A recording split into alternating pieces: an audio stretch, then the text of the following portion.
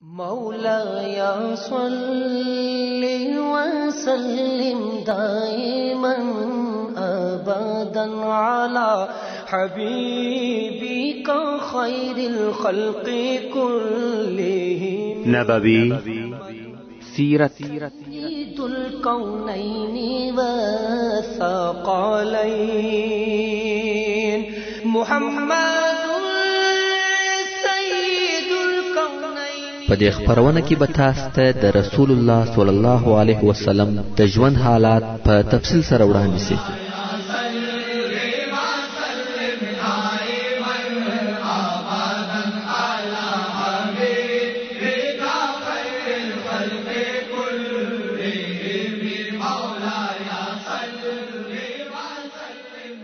تعليم الإسلام. أعوذ بالله من الشيطان الرجيم. بسم الله الرحمن الرحيم. إن الحمد لله نحمده ونستعينه ونستغفره ونعوذ بالله من شرور أنفسنا ومن سيئات أعمالنا. من يهده الله فلا مضل له ومن يضلل فلن تجد له وليا مرشدا. اللهم أرنا الحق حقا وارزقنا اتباعه وأرنا الباطل باطلا وارزقنا اجتنابه. أما بعد، ورونو موږ هغه پیښه او واقعه بیانول چې د عمر رضی الله تعالی عنه ډیر لوی او بردار ځګر و. د ده په لیدلو څوک پیردی، هیبت او دبدبه یې درلوده. دغه جبار عمر دروازه ورپورې وهل، خور یې وبېرېده. ژر یې خباب رضی الله تعالی عنه په پستو کې پټ کړ. پستو په پښتو کې هغه کوچنی خونې ته وایي چې د استوګنې د خونې په آخر کې د ګدام یا مخزن په شکل سره وي، او په عربي کې مخدع ورته ویل کېږي. خباب رضی الله تعالی عنه یې هلته پټ کړ. فاطمه رضی الله تعالی عنها هغه د قرآن مجید ورقه پټه کړه او بیا دروازه ور خلاصه کړه. عمر ورننوتی، ویل تاسو څه شوایه؟ هغه ویل هیڅ شی نو، موږ په خپل مابین کې خبرې سره کولې. عمر ویل یا ما یو څه واورېده، آیا دا هغه د محمد خبرې وې؟ سعید ویل یا عمر که حق بیل ستا د دین څخه په بل دین کې وو. عمر پر سعید نارې کړه، اصابات آیا د دین اوښتې؟ سعید ویل بل اسلمتو، یا بلکې مسلمان سویم. عمر هغه خپل اخشي سعید را چپکی او وهیه. خور یې فاطمه رضی الله تعالی عنها ځنې راپورته کوي، خلاصوي. عمر خپل خور فاطمه هم پر مخ په چپلاخه یا سپېړه ووهل، د هغې د خولې څخه وینې را ایله سوې. عمر جبار او شدید دی، رحم او شفقت یې هیر دی. خور یې په ژړا سوه، ویل هو موږ مسلمانان سوي یو، پر الله او د هغه پر رسول مو ایمان راوړی دی. اشهد ان لا اله الا الله واشهد ان محمدا رسول الله. عمر نا امید سو او ویل د چخور یې ژاړي او د خولې څخه یې وینې را بهیږي. وشرمېدی او پر خپل عمل پښیمانه سو. په زړه کې رحم او شفقت پیدا سو چې څنګه خپل خور وهي، او دا هم اول وار وو چې خور یې ووهل. نو یې په نرمه لهجه ورته وویل هغه ورقه چې تاسو ویل هغه راښکاره کړئ چې زه ووایم. خور یې ویل یا نه دې ښکاره کوم. عمر ویل قسم په لات او عزا په بد نیت لاس نه وروړم، فقط رایه که چې ویې ګورم او تاوان هم نه ورسوم. خور یې پوه سوه چې عمر نرم سو. نو یې ورته وویل یا عمر دا کلام الله دی او ته مشرک او نجس یې. که دې د هغه د ویلو اراده وي یو وار غسل وکړه، بیا به درکم چې وی وای. د عمر فکر او چرت په بند سو چې دا به چی شي او څه به لیکلی وي. نو د ډیره شوق څخه موافق سو غسل خانه یا تشناب ته ننوتی او غسل یې وکړي. کوم وخت چې راووتی هغه ورقه یې ورکړه کومه چې قرآن مجید پر لیکل شوی و. د حضرت عمر رضی الله تعالی عنه چې لیک او لوست زده د ورقه په ویلو یې شروع وکړه. په ورقه کې لیکل شوی و بسم الله الرحمن الرحیم. عمر رضی الله تعالی عنه ویل شفاق او طیب نمونه دي، نیک او مبارک نمونه دي. بیا لیکل شوی و طه ما انزلنا عليك القرآن لتشقى موږ د دې دپاره دا قرآن پر تا نه دی نازل کړی چې ته ځان په محنت او مشقت کې واچوې الا تذکرة لمن یخشى بلکې موږ د هغه چا دپاره پند او نصیحت نازل کړی دی چې د الله جل جلاله څخه بیریږي تنزیلا ممن خلق الارض والسماوات العلا نازل سوی دی د هغه چا د طرفه چې خلق کړي او پیدا کړي دي ځکه او لوړ آسمانونه الرحمن على العرش استوى دغه د مځکو او آسمانو خالق ډیر مهربان رحمان پر عرش مستولی او غالب دی له ما في السماوات وما في الارض وما بينهما وما تحت الثرى خاص دلره دی یوازې دی مالک دی د هغه شیانو چې په اسمانو کې دي او د هغه شیانو چې په مځکه کې دي او د هغه شیانو چې د مځکه او اسمانو په مابین کې دي او هغه شیان چې تر مځکه لاندې دي دغه ټول موجودات په خلقولو په ملکیت په فرمانبرداري کې یوازې د جل جلاله دي بل هیڅوک نه دی ورسره شریک وان تجهر بالقول فانه يعلم السر واخفى او که په خبرو یا ذکر کولو سره جهر په زوروالی کوي دې ته ضرورت نشته ځکه چې بشک دغه الله خبر او عالم دی په پټه خبره او تر هغه هم په پټه چې د زړه حال دی الله عز وجل ته په زور خبري قرار خبري پټ د زړه حال ټول یو شی دی پر ټول حالاتو عالم او خبر دی الله لا اله الا هو له الاسماء الحسنى الله نستبل معبود برحق مگر یوازې هم دی خاص دلره دي شنمونه او صفاتونه دغه د سورة طه آیاتونه وایي ترڅو دې آیات شریف ته ورسېدي چې الله عز وجل فرمایي انني انا الله لا اله الا انا فاعبدني واقم الصلاة لذكري بشک چې زه الله يم نست لائق د عبادت بل هیڅوک بل ما څخه نو زما عبادت کوه او زما د یادولو د پاره المنز ادا کوه ان الساعه آتیه اکاد اخفیها بشک چې قیامت راتلونکی دی زه اراده لرم چې د هغه دراتګ وخت پټ او مخفي وساتم لتجزا كل نفس بما تسعى د پاره د دې چې هر چاته د هغه عملو جزا ورکړي سي چې دوی کوي داسې آیاتونه دي چې ټول د الله عز وجل او د قیامت په باره کې خبرې کوي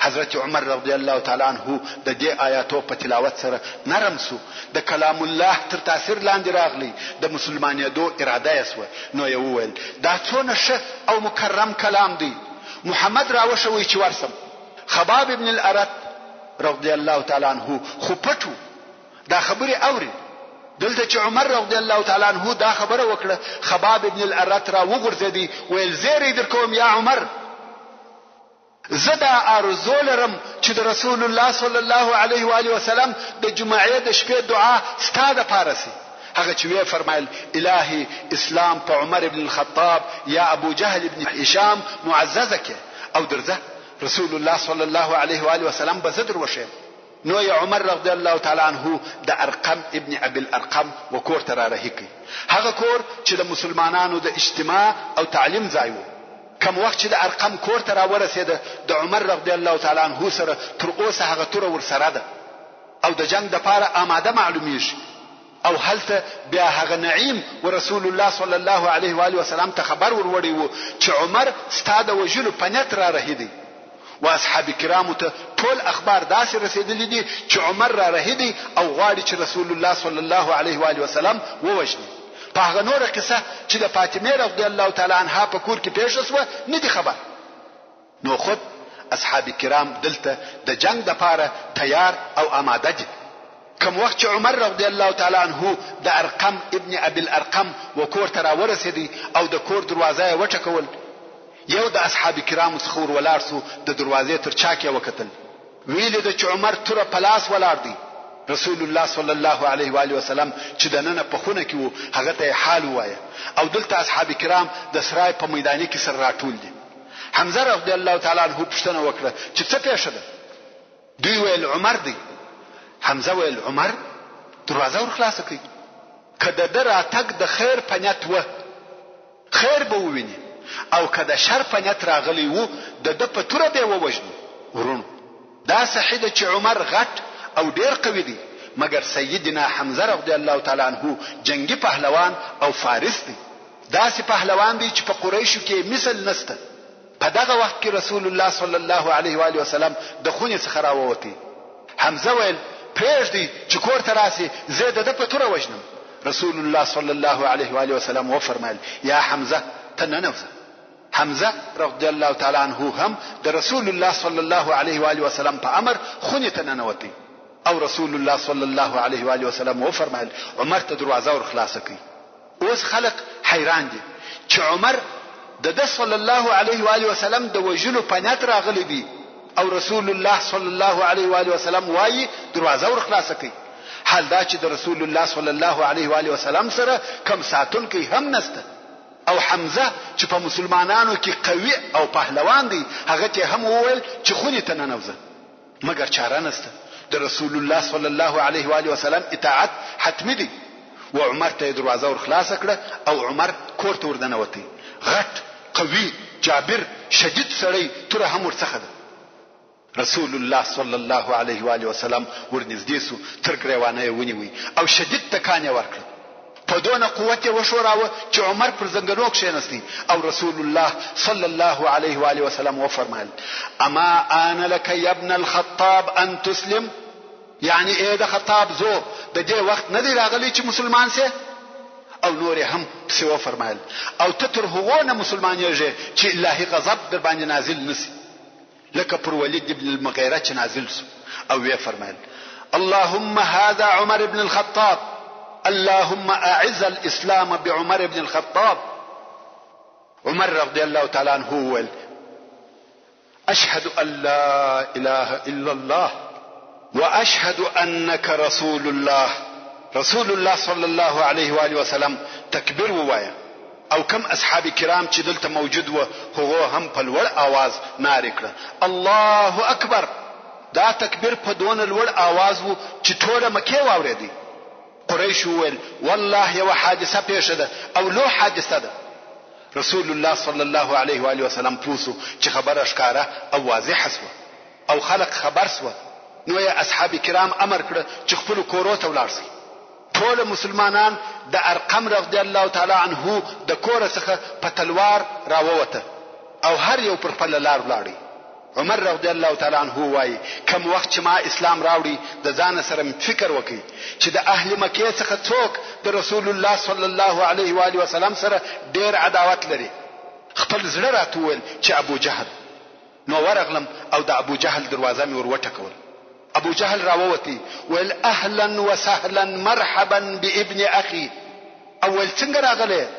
ما ویل چې خبر دې کوم چې ما پر الله او د هغه پر رسول محمد صلی الله علیه و آله وسلم ایمان راوړي او ټول هغه شیان منم چې محمد صلی الله علیه و آله وسلم راوړي دي. ابو جهل دروازه په زور بند کړه او ویل تبا لك، تالر دی هلاکت وي، زما دې ټول ورځ را خراب کړه، پښنه سهار دې دا زیری را باندې وکي. دا څه خبر و چې تا ما ته راوړي؟ ورون تاسو پوهیږئ چې عمر د همت او مړانې د قصد او عزم خاوند و. د اسلام و مشرکینو ته ذلت او سپکاوی و، او مسلمانانو ته عزت شرف او خوشحالي و. عمر رضی الله تعالی عنه وایي کوم وخت چې به یو څوک مسلمان سو کفار به پر راوګرځیده وهل او ټکول به ورکول. نو زه چې مسلمان سوم زما و ماما ته ورغلم چې عاصی ابن هاشم او په خپل اسلام خبر کړي. هغه په کور نه نوتی او دروازه راته وتړل. او بیا د قریشو یو بل لوی سړی ته ورغلم چې شاید دغه ابو جهل وي، هغه مې هم په اسلام خبر کړي، هغه هم دروازه راته بند کړه او په کور نه نوتی. بیا عمر رضی الله تعالی عنه پوښتنه وکړه چې څوک سر او پټ راز نه ساتي، خبر ژر نشروي او هر ځای بیانوي. عمر رضی الله تعالی عنه غواړي چې د اسلام خبر ژر نشر شي او ټول قریش په خبر شي. خلق ورتول د خبر د نشرولو د پاره تر جمیل ابن معمر بل مناسب څوک نسته. نن خبر ورته وایه په دغه ورځ د مکه ټول شهر در خبروي. د هغه وخت بي بي سي عمر رضی الله تعالی عنہ د جمیل پر طرف ورهیسو دغه کیسې روایت عبد الله ابن عمر رضی الله تعالی عنہ کوي هغه وایي زه په خپل پلار پسې وم چې پلار مې و جمیل ابن معمر ته ورغلی جمیل د کعبه شریف سره ناست و عمر رضی الله تعالی عنہ ورسره کښینستی او ورته ویل یا جمیل آیا ته نه خبر هغه ویل په چی شي ویل ته نسوي خبر چې زه وایم اشهد ان لا اله الا الله وان محمدا رسول الله عبد الله ابن عمر رضی الله تعالی عنہ وای والله زما پلار ته هیڅ جواب ورنکي او نه پښتنه ځنی وکړه چې کله یا څنګه بس ولارسو او نار یې کړ یا معشر القریش عمر دین پرېښاوه عمر رضی الله تعالی عنہ تر شاپه پسې دی او وای دوی درواغ وای بلکې زه مسلمان سوم اشهد ان لا اله الا الله واشهد ان محمدا رسول الله عمر رضی الله تعالی عنہ خپل اسلام د ټول قریشو په حضور ښکارا کړ قریشو د حضرت عمر رضی الله تعالی عنہ په وهلو شروع وکړه دوی وهي او دوی وهي دی وهلو د ماپښین څخه تر ماښامه دوام درلودي خو په اخر کې عمر رضی الله تعالی عنہ ستړي شو قریش ډیر دي ځینې ځان هوسا کوي او ځینې وهل کوي خو عمر رضی الله تعالی عنہ یوازې دي او پرله پسې وهل کوي قریش یو ندی پر عمر رضی الله تعالی عنہ د هر طرفه وارونه کیږي او وهل کیږي عمر رضی الله تعالی عنہ پوسو چې نور نسم جنگیدلای نو یې په دوی کې وکتل هغه د دوی شریف او معتبره چې عتبه ابن ربيعه هغه ونیوي پرمځکه غزار کوي او د هغه پر زګر کښینستی نور قریش دی وهي خدای د عتبه پر زګر ناس دی او دوی ګوتې د هغه پر سترګو ور ایشي دي او موږي او ورتوای دغه خلق راسخه لري کوي او کدي سترګې در وچاودم عتبه ناری کړ چې ځینې لري سي پرېږدي والله رندوي می قریش هم لري سو عمر رضی الله تعالی عنہ پرېښاوه ده هم عتبه الک قریش بیا حمله پر وکړه عمر رضی الله تعالی عنہ بیا عتبه ونیوي عتبه بیا ناری کړ دوی په دغه حال کې ونیسه الک عاص ابن وائل د عمرو ابن العاص رضی الله تعالی عنہ پلار چې د قریشو د لوی مشرانو څخه راغلی ویل څه قصه ده حال ورته ویل سو هغه په هدي چې عمر شدید او د عزم خاوند دی او کدا مسأله اوجدسه په خپل د قریشو په مابین کې فتنه جوړیږي نو ویل یو سړي د خپل ځان د پاره یو دین اختیار کړي پرېږدي نور قریشو هم دای پرېښاو عمر رضی الله تعالی عنہ خپل کور ته ولاړی امام بخاری د عبد الله ابن عمر رضی الله تعالی عنہ څخه روایت کوي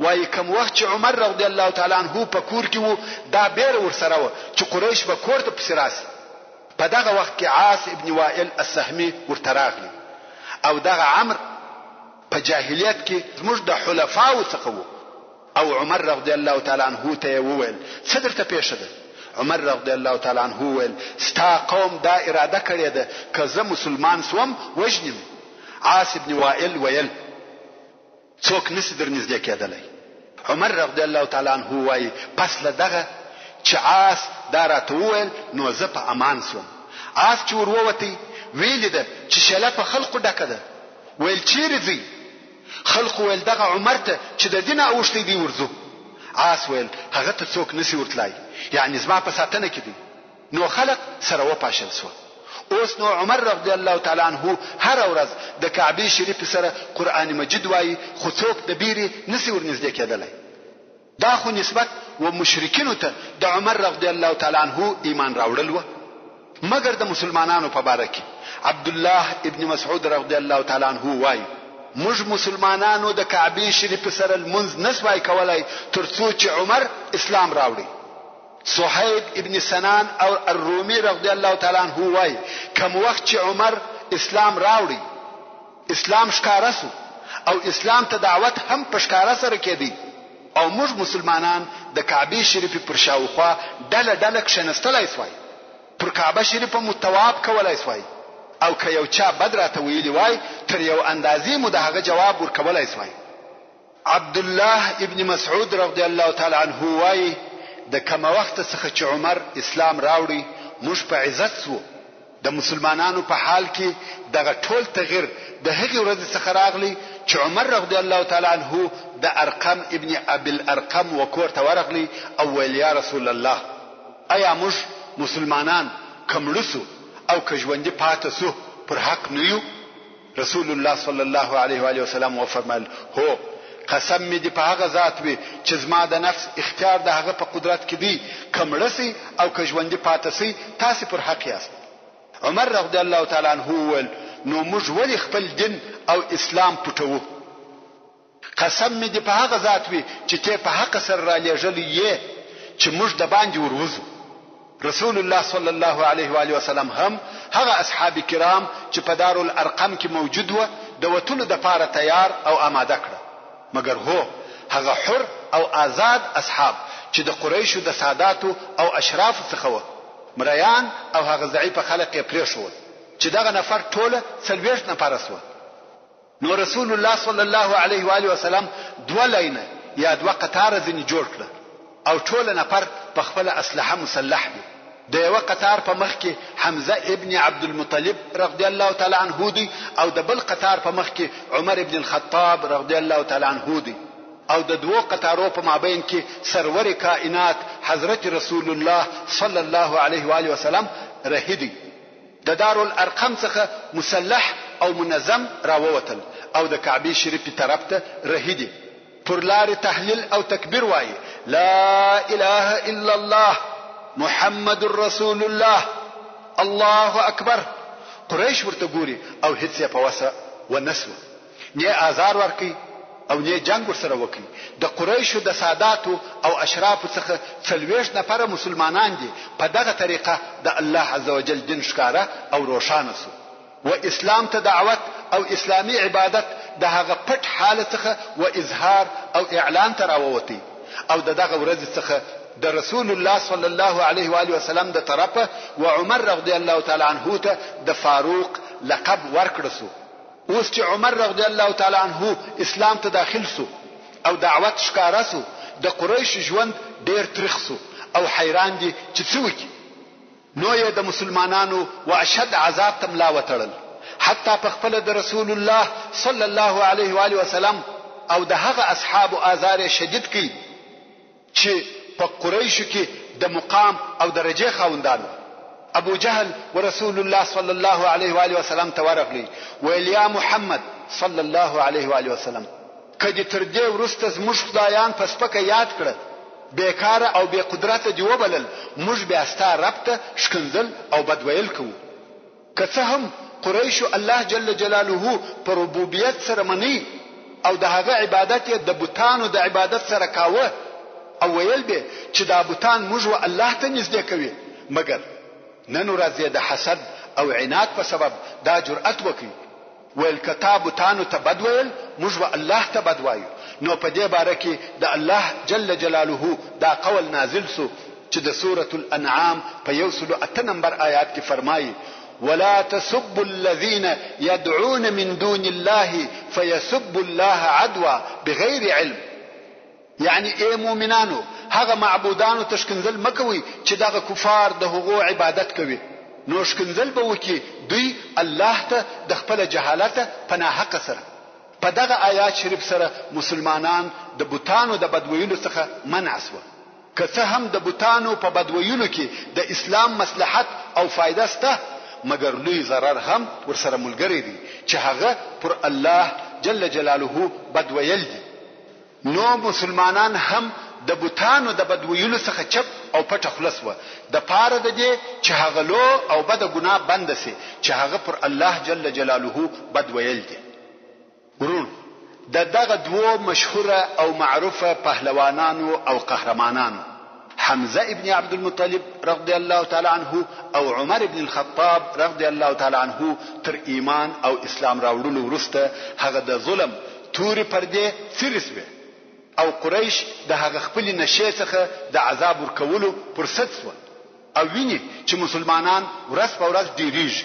نو غواړي چې د رسول الله صلی الله علیه و آله وسلم سره د خبرو د لارې د دعوت په پریښولو کې کومې فیصله ته ورسیږي او د دې کار په مقابل کې چې رسول الله صلی الله علیه و آله وسلم هر څه وغواړي دوی ورکي او دوی بیچارهګان په دې نه پوهېدل چې ټول هغه شیان چې لمر پراخیږي د دعوت په مقابل کې ورسول الله صلی الله علیه و آله وسلم ته د غماشي د وزر قدر او قیمت نه لري او دوی په دغه خپل وړاندیزونو کې ناکامه او ناامیده شول. هغه داسې قریشو مشوره سره وکړه ویل اوس نو موږ ته دوه لارې پاتې دي چې د هغو څخه به یو عمل کوو. یو دا چې په خپل د محمد صلی الله علیه و آله وسلم سره بحث او بیان وکړو، قانع بکو چې دغه دعوت د کار څخه لاس واخلي. کدا نکړه قبوله نو دوهمه لار پاتې ده چې هغه مخامخ مواجهه او مقابله ده. نو ویل څوک باید د خبرو د پاره ورسي چې خبري ورسره وکړي. د قریشو یو خاص مشري د دې کار د پاره انتخاب کړي چې څوک وایي ولید ابن مغیره او څوک وایي عتبه ابن ربیعه. په هر صورت یو ورځ قریش د خپل مجلس په ځای کې سره ناستي ویل ده چې رسول الله صلی الله علیه و آله وسلم په مسجد کې یوازې ناست دی. ولید وویل یا معشر قریش ایا محمد ته نسم ور او اوس خبري ورسره ونکم؟ شاید زموږ د پیشنهادو څخه یو شی قبول کړي او موږ پریږدي. قریش ویل هو ورسه او خبري ورسره وکړه. ولید هم ورولار سو او رسول الله صلی الله علیه و آله وسلم ته کښینستی او ویل ای وراره تا ته معلومه ده چې ته په قوم کې د لوړې مرتبه او ښه نسب خاوند او تا د خپل قوم ته داسې لوی شی راوړي چې په هغه سره دې دوی وپاشل، د دوی پر دین او الهو دي عیبونه وویل او د دوی تیر شوي پلرونه دي کافران وبلل. اوس ما څخه یو څه خبري واوره او په هغو کې ښه فکر وکړه، شاید د هغو څخه یو څه قبول کړي. رسول الله صلی الله علیه و آله وسلم وفرمایل وایه یا ولید زه اورم.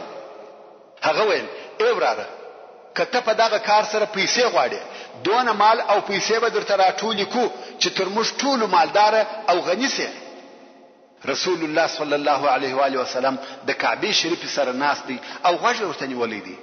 دا د خبرو کولو او خبرو اوریدلو ادب دی، که څه هم خبري ټوله به معنا او چټي دي، مګر ادب دا نه ایجابوي چې هر غړی د هغه خبري ورپریکي او خپل خبري شروع کړي.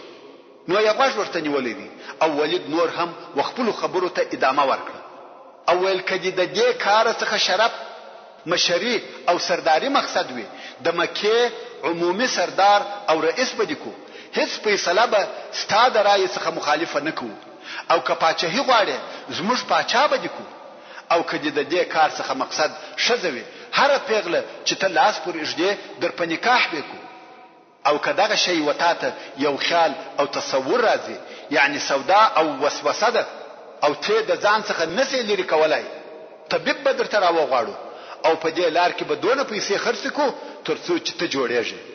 قریش آماده دي چې د دې په مقابل کې چې رسول الله صلی الله علیه و آله وسلم د دین او دعوت خبرې پریږدي هر څه وکړي او وایي هر څه چې ته وایې زموږ قبول دي، پر تا ویل او پر موږ کول دي، خو د دین او دعوت خبرې پریږده. قریش تر دغه اندازې د دعوت څخه په تکلیف و او د دعوت د نشریدو څخه بیریدل. رسول الله صلی الله علیه و آله وسلم غوږ ورته نیولې دي. کوم وخت چې ولید د خپل خبرو څخه فارغ شو رسول الله صلی الله علیه و آله وسلم ورته ویل ستا خبرې خلاصې شوې؟ ولید ویل هو.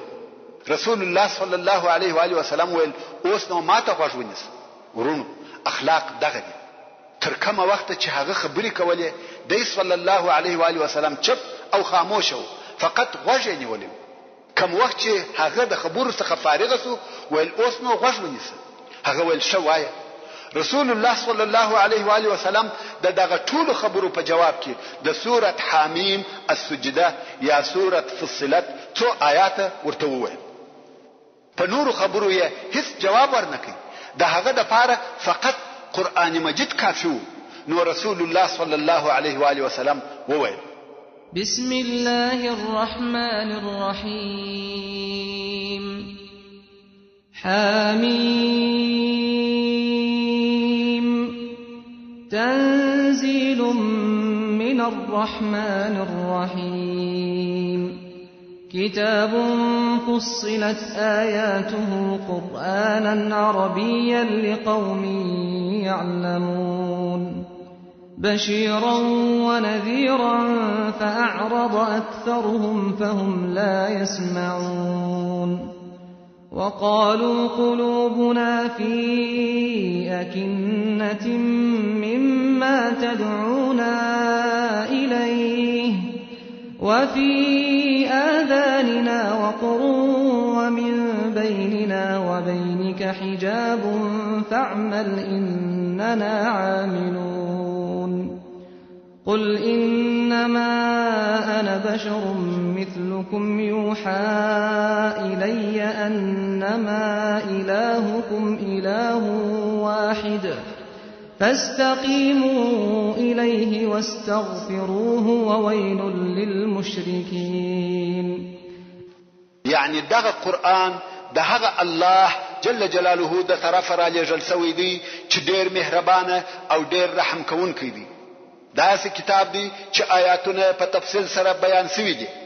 قرآن دی چې په عربي ژبه لوستل سوی دی د هغه قوم دپاره چې پوهیږي. مؤمنانو ته په جنت سره زیری ورکوونکی دی او کفارو ته د دوزخ څخه بیرونکی دی.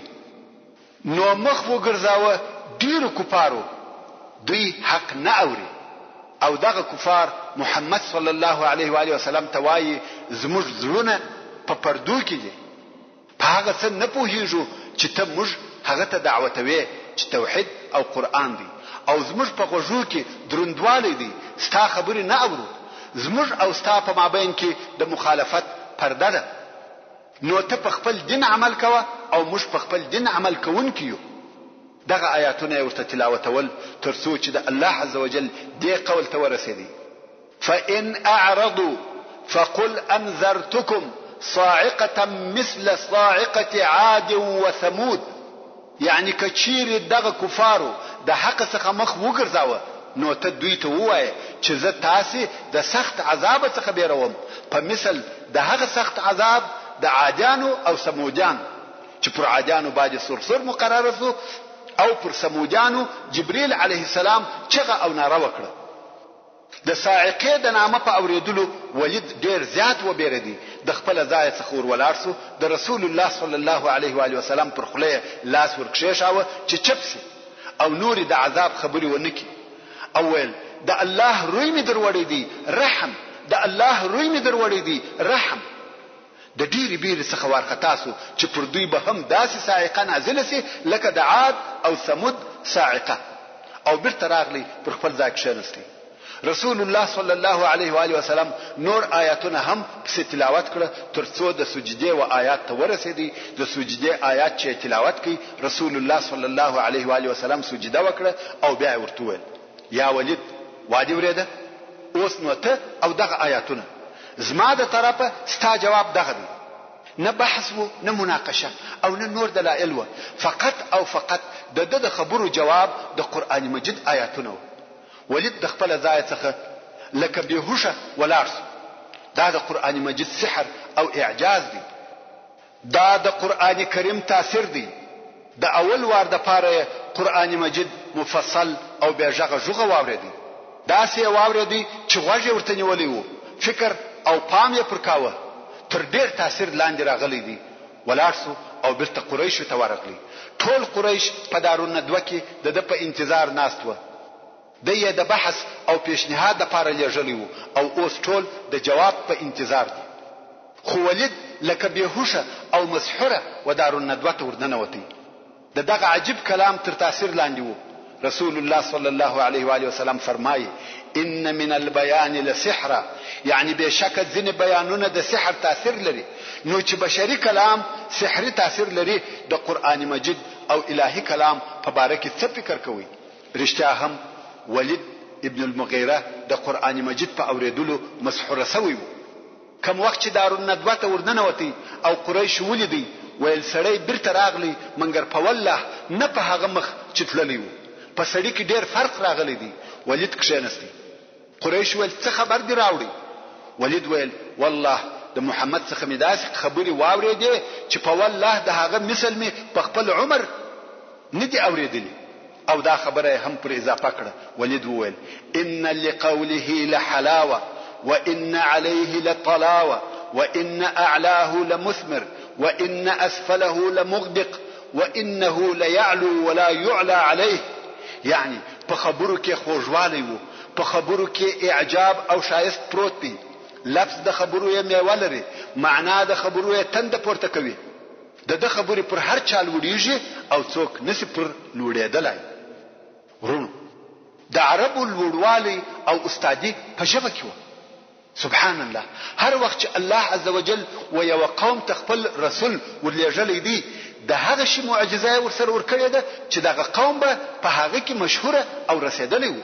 مثلا د عیسی علیه السلام قوم په طب کې شهرت درلودي او رسېدلی وو، نو د عیسی علیه السلام معجزه هم د دغه قسمه څخه وې. پس یې جوړاوه، مورزاده ړوند یې بنا کاوه، حتی مړي یې ژوندي کول، ځکه چې دغه قوم ته معلومه سي چې دا د الله عزوجل د طرفه معجزه ده او د انسان کار نه دی. د فرعون قوم په سحر او جادو کې رسېدلی وو او مشهور وو، نو الله عزوجل و موسی علیه السلام ته هم دغه قسمه معجزه ورکړه. هغه دا چې د لاس لکړه یې دون لوی مارسو چې د ساحرانو ټوله جوړ شوي شیان یې تیر کړه، او لاس چې د بغل څخه راوېستي داسې بدلېدی لکه لمر. عربو د دې شیانو څخه کم شی نه درلودي، هغه دوی چې درلودي او رقابت به پکاوه هغه د ژبې فصاحت او بلاغت وو. واقعا هم د تاریخ د شروع څخه بیا تر اوسه پورې په ټول بشر کې د فصاحت او پراختیا په اساس بل داسې ژبه نه ده پیدا شوې لکه عربي. نو ځکه و عربو ته د هغه جنس څخه معجزه راغله چې دوی په هغه کې مهارت درلودي. داسې شی په معجزه کې نور ته راغلی چې دوی د هغه په باره کې معلومات نه لري، بلکې عربو ته داسې شی په معجزه کې راغلی چې دوی د هغه کار استادان و، او قرآن مجید دونه بلیغ او فصیح و چې دوی ورته عاجز سول او تر اوسه هم ورته عاجز دي. نو ځکه د ولید پر ژبه دا جملې وویل سوې. قریش ورته وویل یا ولید تا خپل دین پریښاوه؟ اصبعت یا ولید، یعنی د دین واوښتې؟ ولید ویل یا د دین نه یم اوښتې، مگر والله ما داسې کلام په عمر نه دی اورېدلی. قریش ویل دا شعر دی. ولید ویل والله تر تاسې ټولو په شعر پوهېږم، د شعر په بحرو، په نثر، په شعر، په ټولو پوهېږم. شعر پیژنم، د عربو ژبه را معلومه ده، مگر د محمد صلی الله علیه و آله وسلم کلام شعر نه دی. قریش ویل چې شعر نه دی نو کاهن او کوډګر دی. ولید ویل کاهن پیژنم او کارونه د هغو د اور بلولو او شیانو سوځلو ټوله طریقې را معلومې دي، حتی میرګیان او د میرګیانو مرض را معلوم دي، د لیونی او میرګیانی هم هیڅ حرکت پکښ نشته. قریش ویل نو ساحر او جادوګر دی. ولید ویل سحر او ساحران پیژنم، د هغو د شیانو تړل راته معلوم دي، د هغو په پکولو پوهېږم، د هغو د کارو څخه هیڅ کار پکښ نشته. قریش ویل موږ دې حیران کړو، څه درته ووایو؟ ولید ویل یا قوم زما په خوله کوي؟ هغو ویل وای مقصد دې څه دی؟ ولید ویل دوه کار دي چې د هغو څخه به یو کوي. قریش ویل هغه کارونه څه شي دي؟ ولید ویل یا دا چې متابعت به کوو ځکه د خبرې حق دی. دوی ویل پتا یې هم سحر کړی دی، څنګه موږ خپل او د پلرو دین پریږدو؟ دا هیڅ امکان نه لري. دا ویل چې دا مناسبه خوښه او نه قبلوي، نو دا دوهم کار وکړي. قریش ویل هغه څه دی؟ ویل دی او خلق سره پریږدي چې خلق دعوت کی. په والله دغه خبرې چې دغه اوس ما واورېدې یو عظیم کیفیت لري. کدی پر خلقو غالب سو، د عزت او شرف ستاسي عزت او شرف دی. دی هم د قریش څخه دی، د فخر ستاسي فخر دی. تاسو به په د سره هغه بختور خلق سي، او که خلقو دی ووجي دا هم هغه شی دی چې تاسو یې غواړي. د ولید خبره پخه او معقوله و، خو قریش ویل یا قسم په الله دی او خلق به نصر پریږدو. ولید متردد سو چې قریش نه په اوله خبره راځي دي نه په دوهمه. ولید ویل اوس بنو اخري خبره درته وکم. قریش ویل شه وایه. ویل هغه مناسب او معقول شی دا دی چې خلق ته وایاست چې ساحر دی او زموږ ټولو خبره باید یوه وي. کم څوک چې د مکې د باندې څخه راځي و هغو ته به موږ ټوله دغه یوه خبره کوو چې ساحر دی. نږدې او مناسبه خبره هم دغه ده چې د په خبرو کې سحر دی. د سحر په واسطه قوم سره جلا کوي، ښځه او خاوند سره جلا کوي، پلار او زوی سره جلا کوي. سبحان الله. شیطان یې لار ووهل. اوس لږ وخت د مخه د کوشش کاوه چې قوم ته سمه لار وروښي، مګر دی په خپله واوښتي او رسول الله صلی الله علیه و آله وسلم ته په بد ویلو شروع وکړه. نو دغه ولید په باره کې د سورة المدثر دغه آیاتونه نازل شوه چې رب عز وجل فرمایي: ذرني ومن خلقت وحيدا وجعلت له مالا ممدودا وبنين شهودا ومهدت له تمهيدا ثم يطمع أن أزيد كلا إنه كان لآياتنا عنيدا سأرهقه صعودا إنه فكر وقدر فقتل كيف قدر ثم قتل كيف قدر ثم نظر ثم عبس وبسر ثم أدبر واستكبر فقال إن هذا إلا سحر يؤثر إن هذا إلا قول البشر سأصليه سقر وما أدراك ما سقر لا تبقي ولا تذر لواحة للبشر عليها 19 وما جعلنا أصحاب النار إلا ملائكة وما جعلنا عدتهم إلا فتنة للذين كفروا. اوس باید دغه تلاوت شوی آیاتو مختصره ترجمه درته وړاندې کړم. ذرني ومن خلقت وحيدا. الله عز وجل وایي ما او هغه څوک چې یوازې مې پیدا کړی دي سره پرېږده. د یوازې څخه مقصد دا دی چې هر سړی د مور د نس څخه بې ماله بې اولاده یوازې راوځي، فوج لشکر او نور شیان د ځان سره نه راوړي. او یا د یوازې مقصد خاص دغه ولید ابن مغیره دی، ځکه دی د پلار یو زوی وجعلت له مالا ممدودا، او بیا مې وده ته ډېر زیات مال ورکړي، وبنین شهودا، او زامن می ورکړه چې د سره په هر مجلس کې حاضر و. ولید د ډېر مال خاوند او د لسو زامنو پلار و چې دغه زامن به همیشه د په مجلس کې حاضر و. ومهدت له تمهیدا، تیار او آماده میکړه دلره په تیارولو سره، یعنی دلره می په دنیا کې د عزت او مشرتوب ټول شیان آماده کړی و. ثم يطمع ان ازيد، او بیا طمع او امید کوي چې نور به هم ور زیات کم. کلا انه کان لآیاتنا عنیدا، هیڅ کله داسې نه کوم چې مال نفر او نعمتونه دي نور هم ور ډیر کم، بشکه چې هغه زموږ آیاتو لره مخالف او عناد کوونکی وو. سأرهقه صعودا، جرده چې د اور پر لوړ غره به وخېجو. صعود په دوزخ کې د یو غره نوم دی چې همیشه کافران ورخېجول کیږي، بیا د هغه غره د سره څخه کښته رالغړول کیږي، چې دا هم د کفارو د پاره یو قسم عذاب دی. انه فکر وقدر، بشکه هغه فکر وکړي چې پر قرآن څنګه طعن یا عیب وایم، او په خپل ځل کې خبره جوړه کړه چې وایي چې قرآن کریم سحر دی. فقتل کیف قدر، پس هلاک سو، ملعون کړه سو، څنګه دا خبره جوړه کړه. ثم قتل کیف قدر، بیا دی هلاک او ملعون سي، خراب او برباد سي، څنګه دا خبره جوړه کړه چې قرآن سحر دی. ثم نظر، بیا یا محمد یا قرآن ته وکتل.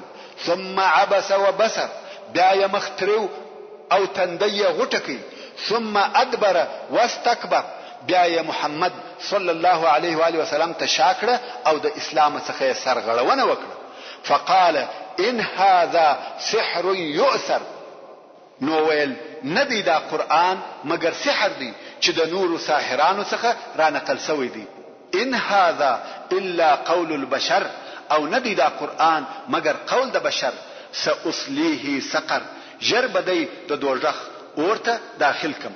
یعنی دغه سړی چې حق یې وپیژندي او دته دغه حق واضح او روښانه سو تر داسې اندازې چې خپل قوم یې هم ورته رابلی او بیا په یوه وار واوښتي، داسې اوښتل چې د حق دشمن وګرځېدي، نو خود دغه سړی د اور مستحق دی. سأصلیه سقر. دغه آیاتونه د دغه حادثې سوال او جواب په سبب نازل سو. امام طبری او ابن کثیر او نور سیرت پوهان روایت کوي چې دوهم وار بیا د قریشو مشران چې په هغو کې ولید ابن مغیره، عاص ابن وائل هم و رسول الله صلی الله علیه و آله وسلم ته ورغله او دا وار یې بیا پر عرض کړ چې دونه مال بدر کو چې په موږ ټولو کې تغه نیسه او زموږ د پیغلانو څخه به هغه تر ټولو شایسته پیغله در په نکاح کو او کدا شی د پیری څخه درته پیښ وي موږ به په هر څو پیسو سره چې وي علاج وکړو او داسې نورې دنیوي خبرې ورته وکړي، خو ته فقط دا زموږ د الهه او بدویل پرېږده او زموږ عادات د ناپوهي او جاهلیت عادات مبوله. رسول الله صلی الله علیه و آله وسلم وفرمایل زه د دغه شیانو د پاره نه را لېږل سوی چې دا تاسو یې را باندې عرضوي چې په هغه سره دې زه ستاسو مالونه وغواړم یا دې په تاسو کې شرف وغواړم یا دې پر تاسو پاچاهي وغواړم، مګر الله عز وجل زه و تاسو ته رسول را لېږلی یم او پر ما کتاب نازل کړی دی او زه امر کړی یم چې و تاسو ته بشیر او نذیر سم. ما د خپل رب رسالت در ورساوه او تاسو ته نصيحت وکي که تاسو دغه شیان قبول کړئ چې ما د رب د طرفه راوړي دي دا مو په دنیا او آخرت کې ګټه ده او کې و نه منئ تر هغو صبر درته کوم چې الله عز وجل زموږ او تاسو په مابین کې فیصله کوي. نو قریش ورته ویل کته دغه شیانو څخه هیڅ شی نه قبلوي چې دا موږ در باندې عرض کړ او ته دعوه کوي چې زه رسول الله یم، نو تر تا د مخه ټول انبیاو و خپل قومو ته معجزې راوړي دي او تا موږ ته معجزه نه دراوړي. رسول الله صلی الله علیه و آله وسلم وفرمایل ما تاسو ته د رب عز وجل کلام راوړي دي. کفار ویل یا کته غواړي چې موږ ستا دین ته داخل سو نو تا ته دا معلومه ده چې موږ ځکه د هر چا تر وطن تنګ ده، شاوخوا غرونه را باندې را ګرځېدلې دي او به هم هیڅ نه لرو، اقتصادي حالت مو ډیر تنګ دی، نو د خپل هغه را به څخه وغواړه چې ته په دغه رسالت را لېږلې چې دغه غرونه را څخه لري کې او موږ ته داسې ولې او چینه وبهوي لکه د شام او عراق ولې چې د هغه په واسطه موږ ته باغونه زراعت او واشش نسی او الله مغنیان کی نو موږ به هم ستاسو یو فائدہ ووینو.